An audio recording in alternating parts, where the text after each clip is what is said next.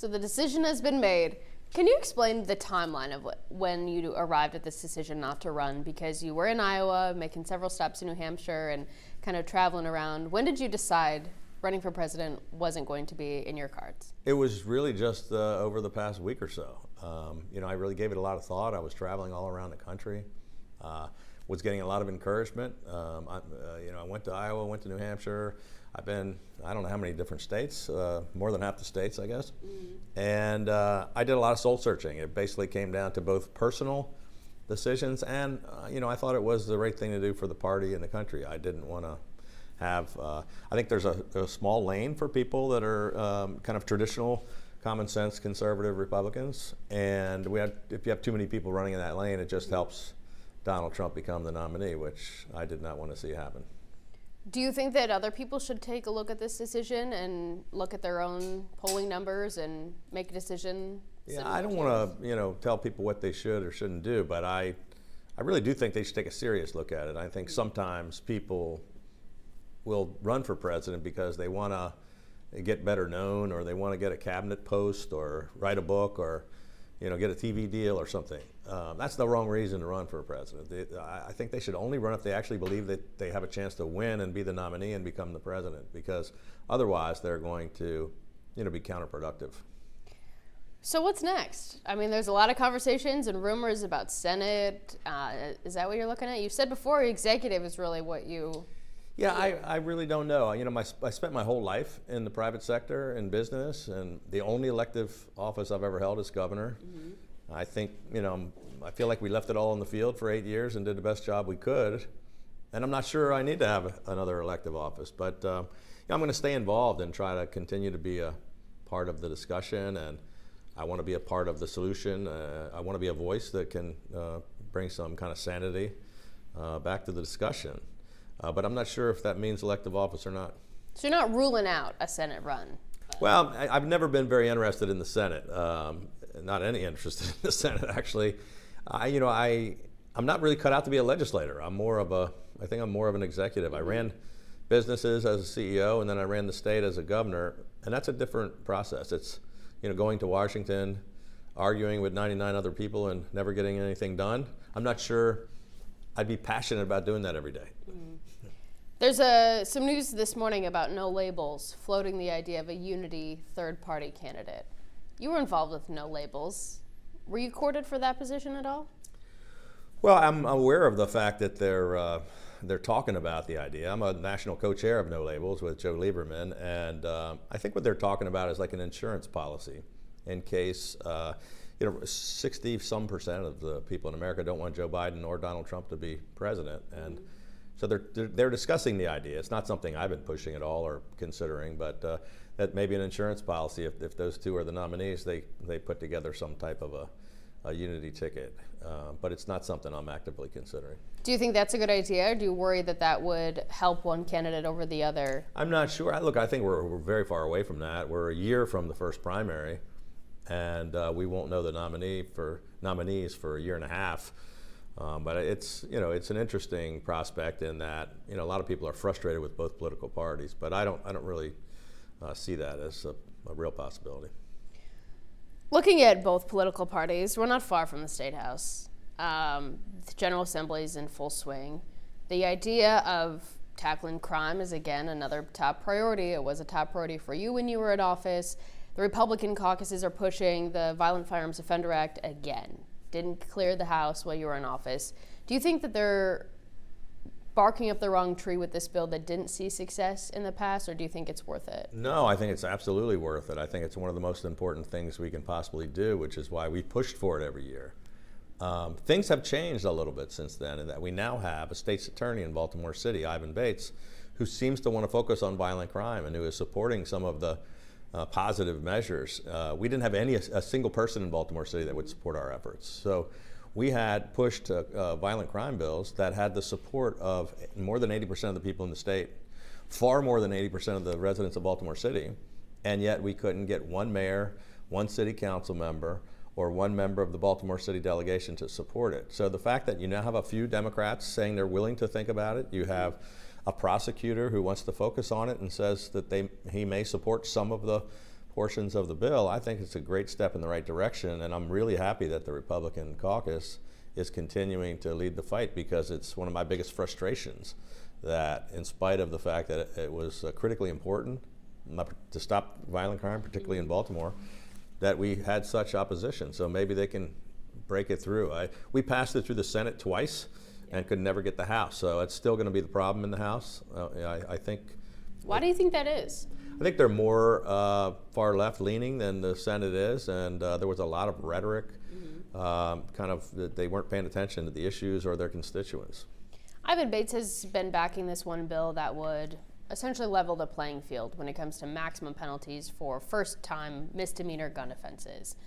He's facing some pushback, even for this one bill that some are saying is pretty minor in the bigger picture of anti-crime legislation. Right. Do you think that there's room for even his bill in this conversation if he's still facing some pushback in the General Assembly? Well, the General Assembly is just so far out of touch with their constituents. So, as I said, more than 80% of the people supported all of our tough crime bills. Right. They wanted more accountability with the judges. They want tougher mandatory sentences for violent crimes.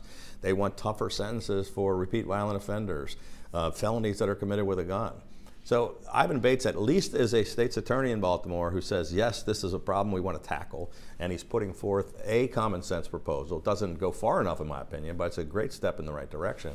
I think we need to push for all of it, as the Republicans are doing. And it's not that we're out of step, it's that the General Assembly is out of step, because nearly everyone in Maryland is very concerned about violent crime, and they want to pass these bills. When you were in office, do you remember any piece of legislation that cleared both chambers and made it to your desk that implemented tougher penalties for violent offenders? Well, the Violent Offenders Act did not pass, but we did pass some better crime bills where we passed RICO statutes that enabled us to help take down criminal gang enterprises. And, we passed criminal justice reform that in some cases changed the way we went about going after crime. But it was a problem in that we were facing every single person in Baltimore City being opposed to doing anything about violent crime. Juvenile crime is also a big issue. We're seeing yesterday another student in Baltimore City, the 6th this school year, who was shot and killed. Looking at the Juvenile Justice Department, the Juvenile Services, and juvenile crime, and the fact that some kids won't be able to face any charges if they're under 13, do you think lawmakers need to take a look at that and really address what's happening in the youngest division or youngest group of people, not just in Baltimore, but all over? Yeah, well, so while I was governor, they were trying to pass a bill that said you couldn't prosecute people under 18 for violent crimes. And I vetoed the bill, was totally opposed to it. But now they're coming back in. They changed it to people 13 and younger, which, maybe it's not as many of them committing violent crimes. But there's a bill that would say they're going to treat people up to 25 years of age as you really couldn't prosecute them as adults with violent crimes. And it's absolutely absurd. I mean, most of the crimes in Baltimore, most of the violent crimes are committed by people 25 and under. And to say we're not going to prosecute any of them is just absurd. There's some criticism from your administration about the staffing levels of certain departments, especially DJS. Do you have any regrets about keeping staff lower than what Democrats say it needs to be? No, look, we promised to shrink the size of state government, and we did that by about 7,000 positions, and most of the taxpayers were really happy with that. Saying you want to refill a bunch of bureaucratic positions to fulfill a promise to AFSCME is not really that popular with the average voter. I think we provided better services than ever before and ran the government more efficiently and more cost effectively.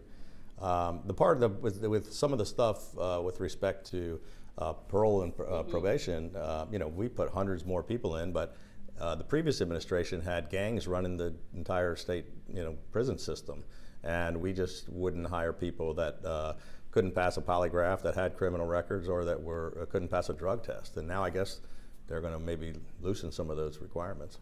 I want to talk about Boost, because that's a program that you supported while in office. The governor's proposing to cut $2 million of the $10 million program and said that he wants to see it phased out. We talked to a lot of kids who are Boost scholarship recipients. A lot of them come from Baltimore City.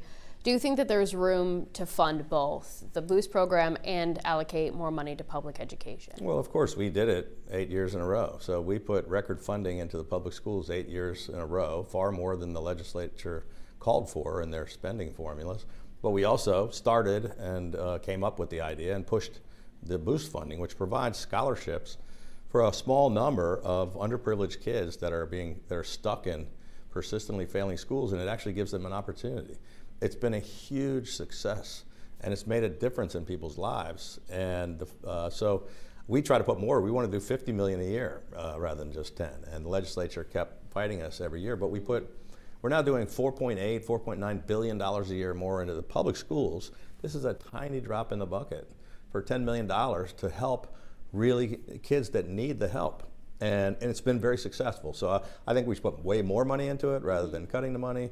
I'm glad to hear that the Senate President Ferguson also says he doesn't want to cut the funding. I think it's a mistake, and I hope that all the advocates and the people that are being helped by this program will continue to push the legislature to not only keep it in the budget as we put it in, but to keep fighting every year to increase it. Should it be codified? I think it should. Going back to the future for you, and I want to ask this question that we've heard outside of Senate. Would you run for governor again? That's also something I've never given any consideration to. I mean, look, I finished the job. I am very happy with what my team and I got accomplished, but that's not something that I would look forward to. So how do you stay involved in the party and push it in the direction that you believe Republicans need to move forward across the country? Well, I've been speaking out for several years, and I think some of the things that I've given voice to are starting to have an impact. There are more and more Republican leaders and elected officials and maybe potential candidates for president who are starting to sound an awful lot like me, that are now standing up and saying things that are not completely 100% behind Trump and the MAGA wing of the party. They're starting to feel more comfortable, and I think I'm going to continue to try to head the party in that direction, because I believe in a competitive two-party system. I believe in the Republican Party that I've always known, and I think we've got to get back to that if we want to be successful and win elections. So I'm not sure exactly what role I'm going to play, but I'm not, by any stretch of the imagination, ready to walk away and give up. I spent my whole life in business, but I was always involved in politics because I cared. You don't always have to do that as an elected official. Looking at whoever the nominee will be from the Republican Party, will you pledge to support them?